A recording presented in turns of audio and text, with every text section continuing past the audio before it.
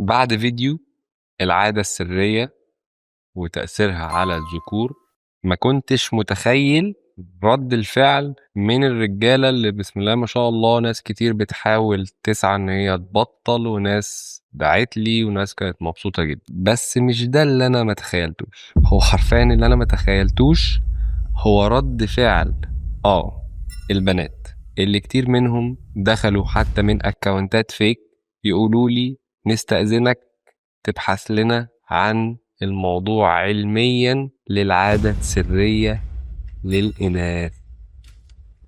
الظاهرة دي منتشرة أوي، منتشرة كتير، وظاهرة مخزية.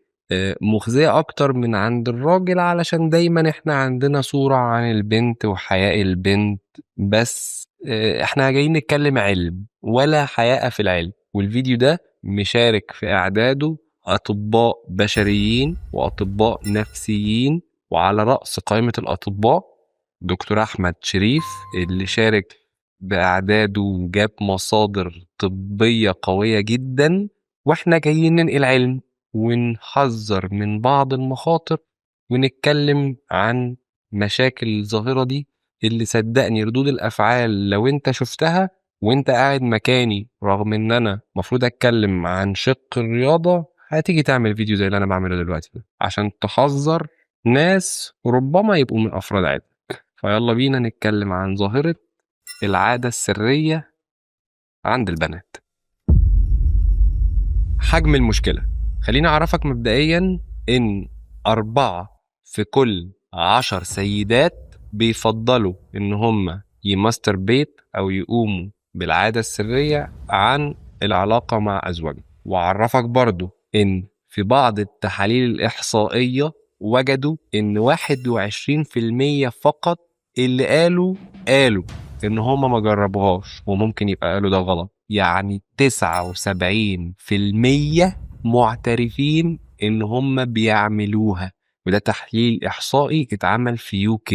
أعرفك الحجم أكتر، بيبتدي البنات تدخل في الموضوع ده بداية من 14 سنة، يعني أقل من السن اللي الذكور بيبتدوا يقوموا بالعادة السرية فيه. فالموضوع خطير، الموضوع مش بسيط، الموضوع يستاهل ان انت تركز فيه وتخلي بالك، سواء انت زوج او سواء انت اب او سواء انت اخ او سواء انت ام او سواء انت نفسك، تخلي بالك من نفسك وتعرفي الموضوع وابعاده ومشاكله وايه اللي ممكن يسببه ليكي على المدى الطويل.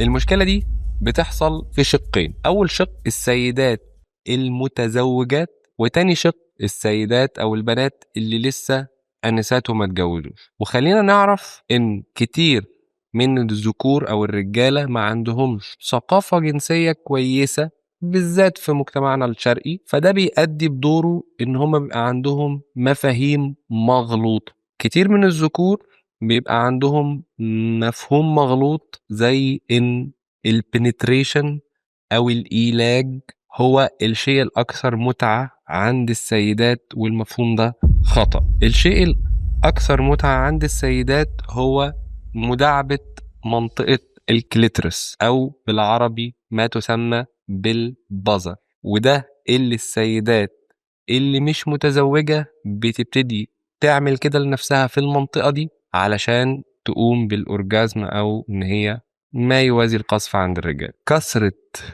الاحتكاك في الجزئية دي في العضو الأنثوي بيؤدي إلى تهيج في العضو التناسلي عند الأنثى، واللي بدوره ممكن يعمل التهابات وأحيانا انتشار بكتيري في المنطقة دي، واللي بيعمل مشاكل تانية كتير.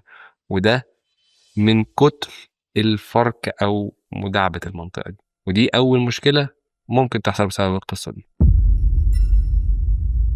نعالجها ازاي؟ بالنسبة للرجالة تبقى مدركة كويس قوي ان العلاقة الزوجية مش مقتصرة بس على البنتريشن او على الإيلاج، وان في حاجة مفروض ان انت تقوم بيها قبل ما تقوم بالعملية دي، من ضمنها مداعبة الجزء المذكور. بالنسبة للبنات اللي لسه ما تزوجوش، ان هم يحفظوا فروجهن من الاخر، زي ما الدين قال وزي ما كلنا عارفين، وان الواحد يعني ما يلجأش لحاجة شبه كده.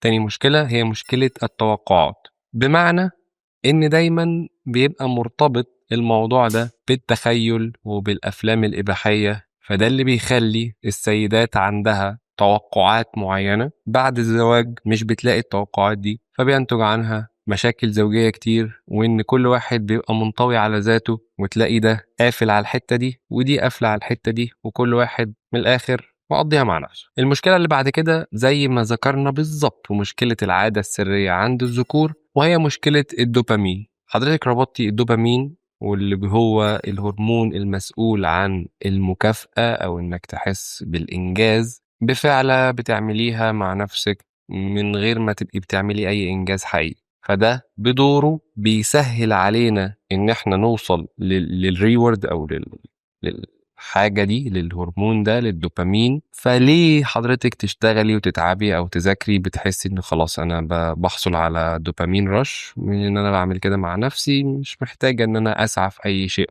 حاجة كمان من ضمن المشاكل اللي بتسببها القصة دي، إن حضرتك بتتعودي على طريقة معينة لإنك تأورجازم طبقا لسرعة معينة لضغطة معينة بشكل معين اللي انت عودتي نفسك عليه. فلما بتتجوزي بتلاقي جوزك حتى في العلاقة الحميمية مش هيعرف يبقى واخد نفس الاتجاه بتاع الإيد، مش هيبقى عارف يبقى واخد نفس الضغطة، مش هيبقى عارف ياخد نفس الاتجاه الحركي ونفس السرعة بتاعتك، فهيبقى غالبا شيء أشبه من المستحيل إن هو يقدر يوصلك لده. شكل اللي انت معودة نفسك عليه صعب جدا انك تنقلي الصورة دي لجوزك، حتى من باب الحياء ما بينكم هتلاقي الموضوع مش اسهل شيء يعني من وجهة نظري. ما تعوديش نفسك على طريق يبقى صعب على الزوج ان هو ينفذه، فهتلاقي نفسك مكملة مع حالك. دي المشكلة الكبيرة اللي بتعمل عندنا مشاكل ما بين الأزواج ممكن تؤدي للطلاق. مشكلة تانية هي استخدام بعض الأدوات، واللي أحيانا في بعض الأوساط في بنات بتتبادل الأدوات دي مع بعض، واللي بيساعد في نقل عدوى، وإن الأدوات دي ممكن تلم بكتيريا. ده غير إن ممكن تسيئي استخدام بعض الأدوات دي فيأثر عليك بشكل معين في اتجاه تاني. وخليني أقولك إن هي تقريبا مشتركة في معظم الأضرار اللي قلناها في العادة السرية للذكور، ولكن البنت معروفة إن هي بيبقى عندها حياء أكتر من الولد، معروف إن البنت أكثر أدبا أكثر حياء، ما بتبقاش متبجحة زي الولد. فكونك إنك تتعرضي لكم من الأفلام الإباحية أو حاجات تثيرك علشان تقومي بعادة سيئة زي دي، شيء بيخرجنا بره فطرتنا السليمة، وبيخرجنا بره حيائنا، وبيخلي تعودنا زي ما قلنا وكل الأضرار اللي فاتت، وبيخلي كمان سقف توقعاتنا أعلى، فبيعمل مشاكل ما بين الأزواج. وكل المشاكل اللي ذكرت في فيديو العادة السرية للذكور، ولو ما شفتهوش ادخل شوفه، وهسيب اللينك تحت وهسيبه في علامة الآيفون، فما يغركيش أي منصة، أي حاجات تقولك إن دي حاجة صحية وبتغني عن مش عارف إيه وبتعمل إيه.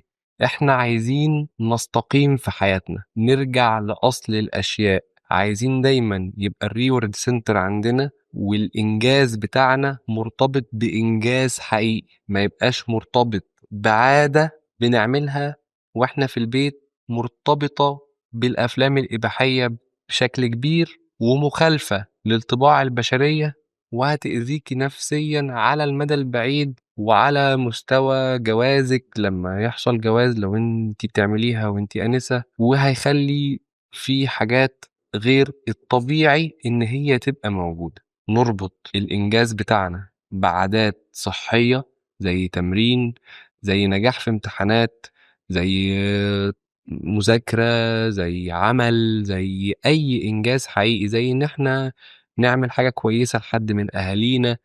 الإنجاز الحقيقي لو اندثر وربطنا الإنجاز بعادة سيئة زي دي، صدقيني هتلاقي حياتك رايحة في منحدر مش هتعرف تطلعي منه. وكل التوصيات اللي بتتكلم في الموضوع ده كانت دايما بتوصي بالرياضة، وبإنك تبقي حاطة الرياضة من مصادر الإنجاز بتاعتك. فنهتم بصحتنا وبرياضتنا وبشغلنا وبعلمنا، ونحسن من حياتنا من الحاجات والمصادر الصحيحة لده. كان الموضوع سريع، ما حاولناش ان احنا نطول فيه ونخش في تفاصيل اكتر من كده نظرا لحساسية الموضوع. فاشوفكوا في فيديو جديد. سلام.